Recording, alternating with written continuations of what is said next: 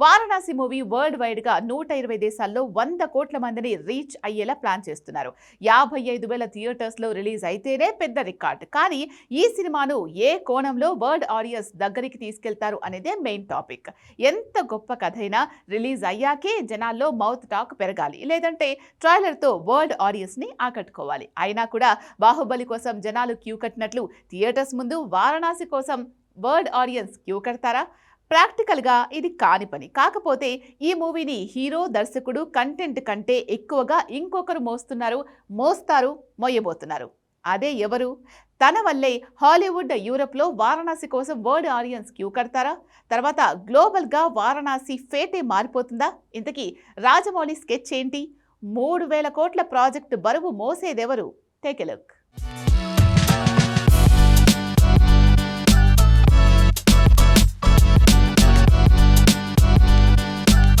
Super star Mahesh బాబుతో రాజమౌళి తీస్తున్న pan world movie Varanasi 1,500 కోట్లు కాదు, అన్లిమిటెడ్ బడ్జెట్తో ఐమాక్స్ 3Dలో తెరకెక్కుతున్న తొలి ఇండియన్ మూవీ.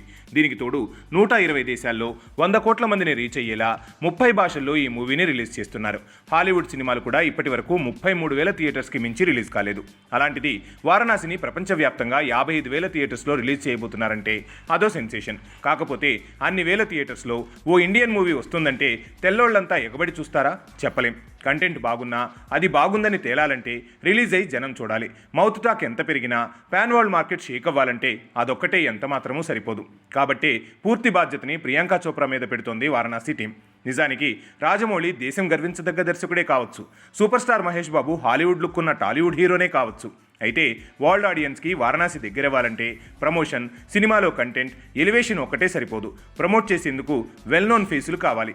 అందుకే హాలీవుడ్, యూరప్ మార్కెట్లో పాపులర్ అయిన ప్రియాంక చోప్రాని హీరోయిన్గా తీసుకున్నారు. ముందేమో తనెందుకు అక్కలా ఉంది అన్నారు. కానీ పాన్ వరల్డ్ మార్కెట్లోకి మన సినిమా దూసుకెళ్లాలంటే అక్కడి జనాలకు తెలిసిన కొందరు నటులనైనా ఇందులో తీసుకోవాల్సిందే. అందులో భాగంగా హాలీవుడ్లో ఎవరిని తీసుకున్నా కథకి పాత్రకి సూట్ కాకపోవటం వల్లే ఇలా అప్పుడు నిర్ణయం మార్చుకున్నారు.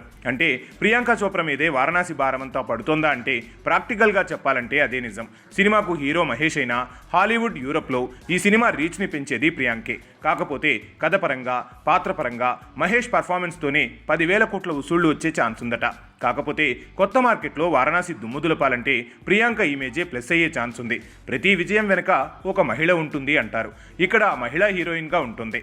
తన మీదే క్రౌడ్ పుల్లింగ్ భారం పడుతోంది.